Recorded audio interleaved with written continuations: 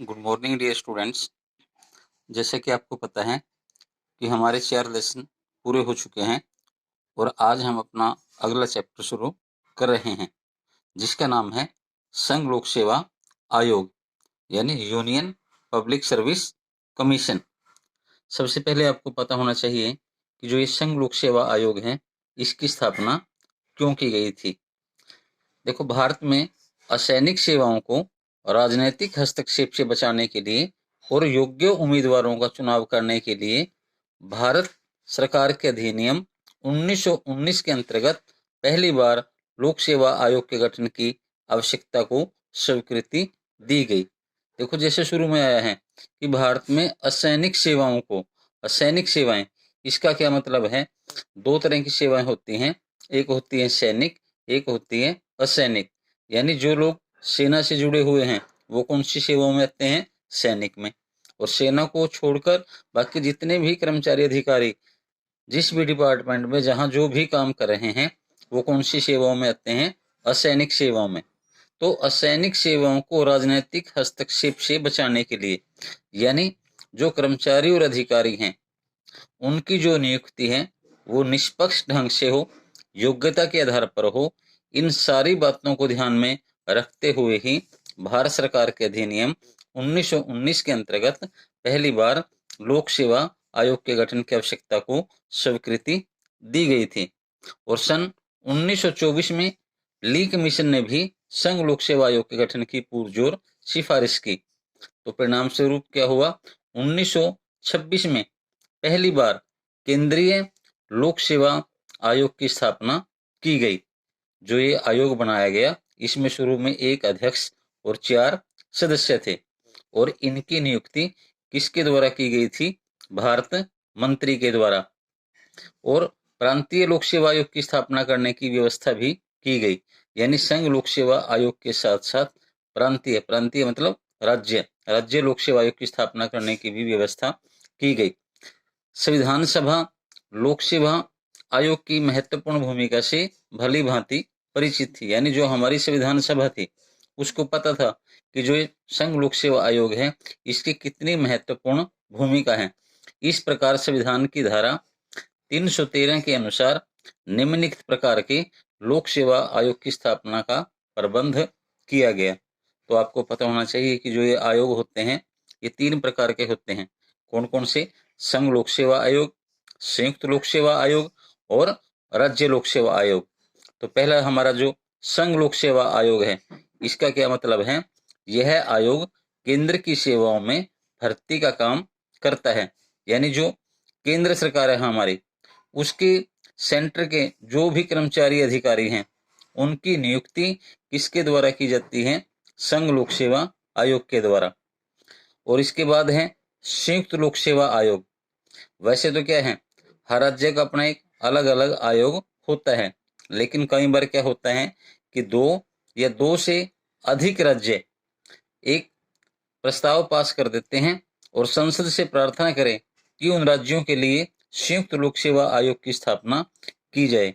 तो फिर संयुक्त लोक सेवा आयोग की स्थापना की जा सकती है। कहने का क्या मतलब है कि जब 2 या 2 से अधिक राज्यों की विधानसभाएं मिलकर एक प्रस्ताव पास करती हैं और संसद के सामने ये प्रार्थना करती है कि उनके लिए एक इकट्ठा आयोग बनाया जाए, तो उसको बोलते हैं संयुक्त लोक सेवा आयोग।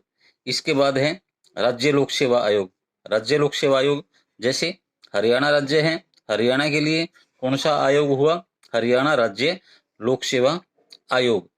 इस तरह से तो हर राज्य के लिए अलग अलग आयोग की व्यवस्था होती है।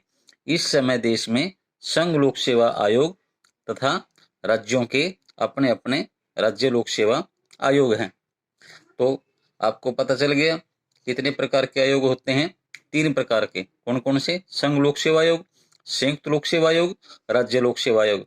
संघ लोक सेवा आयोग केंद्र सरकार के लिए कर्मचारियों की भर्ती करता है। संयुक्त लोक सेवा आयोग 2 या 2 से अधिक राज्यों के लिए इकट्ठा बनाया जाता है और राज्य लोक सेवा आयोग अपने अपने राज्य का आयोग होता है। अब आगे देखें संगठन। संगठन में क्या होता है? जो संघ लोक सेवा आयोग है, संघ लोक सेवा आयोग के सदस्यों की नियुक्ति किसके द्वारा की जाती है? राष्ट्रपति के द्वारा। और साथ में आपको पता होना चाहिए कि जो संयुक्त लोक सेवा आयोग है, इसके सदस्यों की नियुक्ति भी राष्ट्रपति के द्वारा की जाती है। यानी संघ और संयुक्त, इन दोनों ही आयोगों के सदस्यों की नियुक्ति राष्ट्रपति के द्वारा की जाती है। इस समय संघ लोक सेवा आयोग के सदस्यों की संख्या कितनी है? 11। यानी अध्यक्ष और सदस्य दोनों को मिलाकर कितने हुए? 11। एक अध्यक्ष, 10 अन्य सदस्य। प्रिय विद्यार्थियों, इनकी जो संख्या होती है सदस्यों की, जैसे इस समय 11 है, इसमें बदलाव भी होता रहता है, कम या ज्यादा। तो संघ या संयुक्त लोक सेवा आयोग के सदस्यों की संख्या का जो निर्धारण है वो किसके द्वारा किया जाता है? राष्ट्रपति के द्वारा बनाए गए कानून के द्वारा किया जाता है। और इस आयोग के जो आधे सदस्य होते हैं, यानी जो कुल सदस्य हैं, उनमें से आधे सदस्यों को कम से कम 10 वर्ष तक भारत सरकार या राज्य सरकार के अधीन किसी सेवा पर प्रशासनिक अनुभव होना आवश्यक है। ऐसा क्यों किया गया है? ऐसा इसलिए किया गया है ताकि आयोग एक विशेष संस्था के रूप में काम कर सके। और जो राज्य लोक सेवा आयोग होता है, उसके सदस्यों की नियुक्ति राज्यपाल के द्वारा की जाती है। और राज्य लोक सेवा आयोग में कितने सदस्य होंगे, इसका फैसला किसके कानून द्वारा होता है? राज्यपाल कानून के अनुसार करता है।